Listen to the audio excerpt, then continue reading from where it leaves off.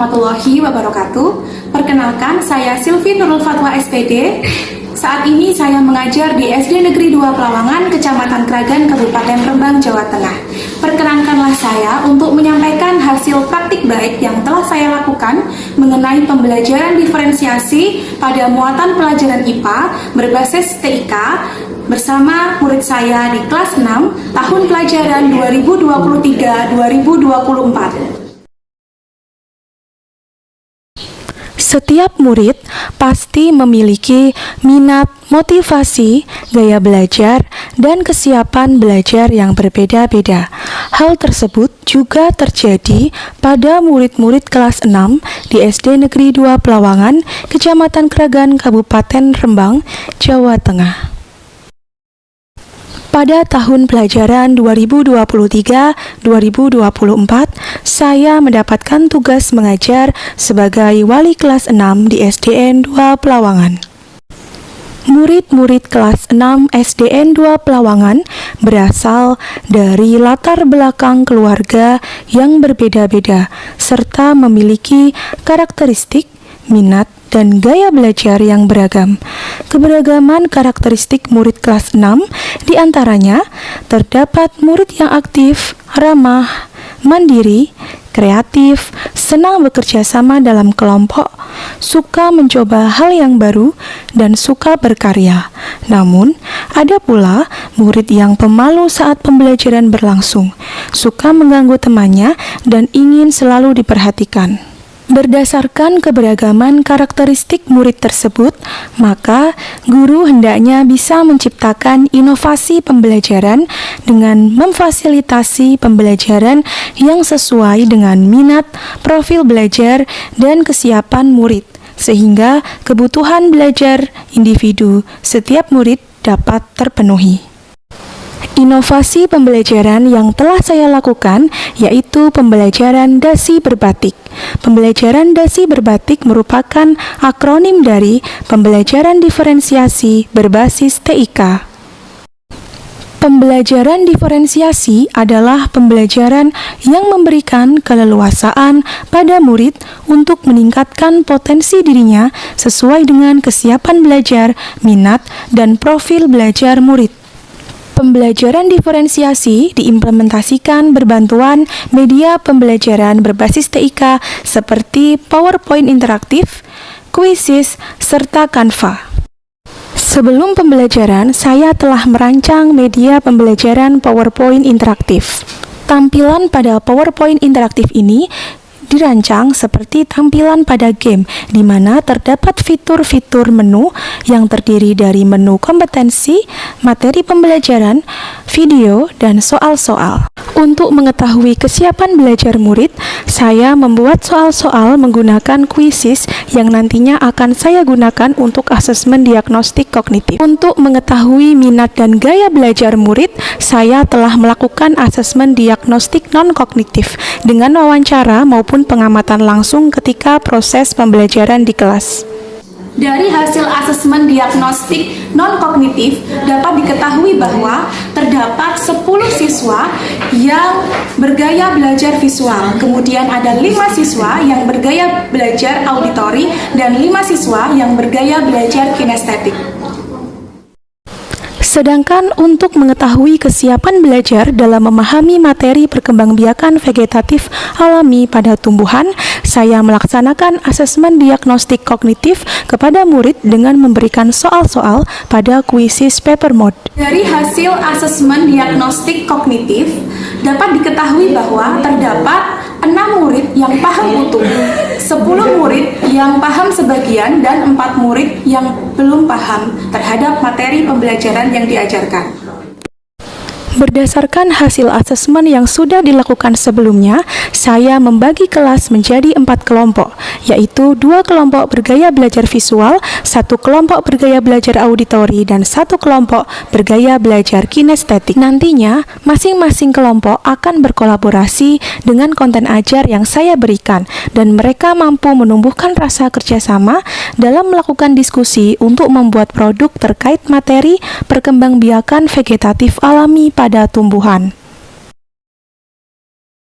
Hal yang pertama saya lakukan sebelum memasuki kelas adalah menciptakan suasana kelas yang nyaman bagi murid-murid saya, yaitu menjalin kedekatan dengan murid-murid saya dengan melakukan pembiasaan menyambut mereka sebelum memasuki kelas. Sebelum pembelajaran dimulai, semua murid saya libatkan untuk menyusun kesepakatan kelas.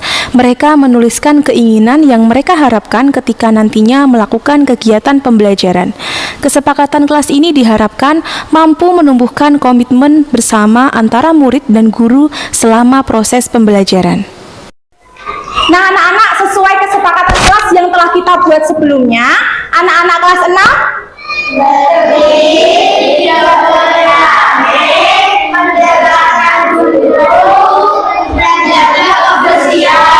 Oke, sip.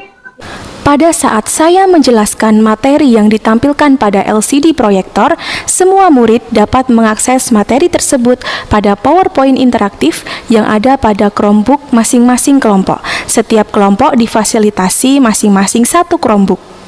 Untuk memfasilitasi murid dengan gaya belajar visual, saya telah menyediakan gambar-gambar yang menarik pada media PowerPoint interaktif. Untuk memfasilitasi murid bergaya belajar auditori, saya juga telah menyediakan video pembelajaran dengan animasi dan efek suara yang menarik yang bisa diakses murid pada media PowerPoint interaktif.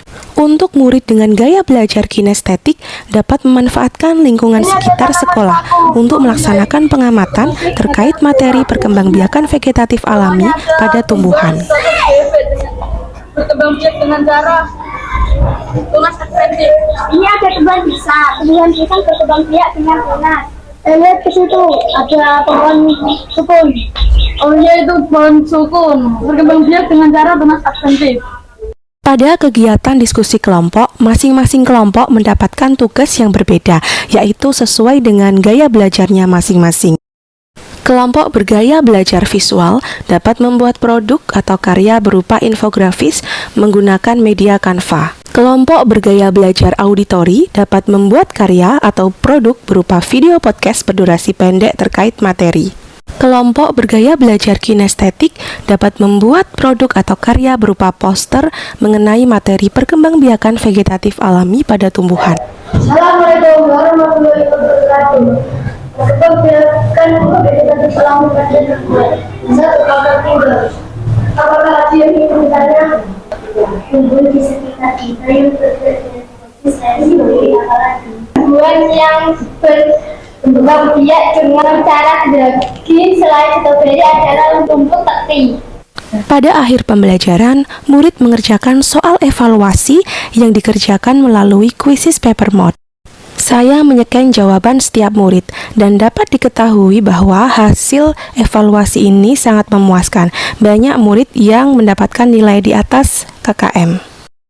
Setelah mengerjakan soal evaluasi, murid melakukan refleksi terkait pembelajaran yang telah dilakukan pada papan perasaan, sehingga guru bisa memberikan feedback terhadap murid dan bisa melakukan refleksi terhadap pembelajaran. Pembelajaran diferensiasi, di mana pembelajaran diferensiasi memang sangat diperlukan dalam penerapan atau implementasi kurikulum Merdeka.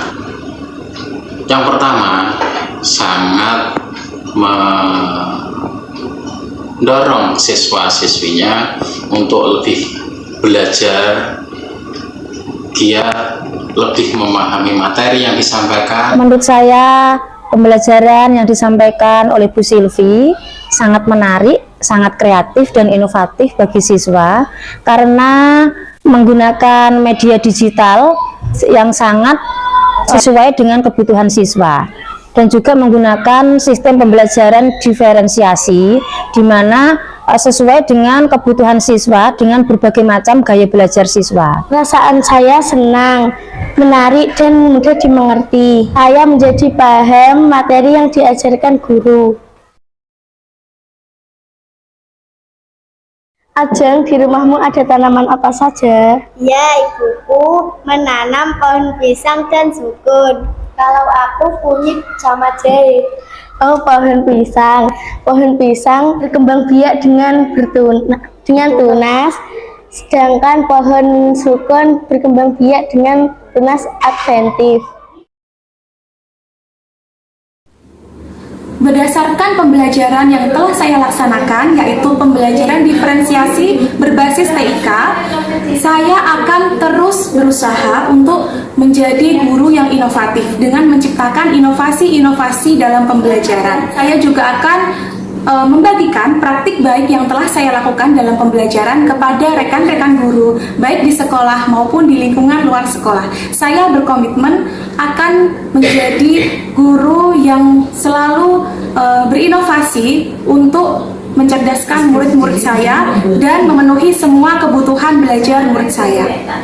Demikian yang bisa saya sampaikan. Wassalamualaikum warahmatullahi wabarakatuh.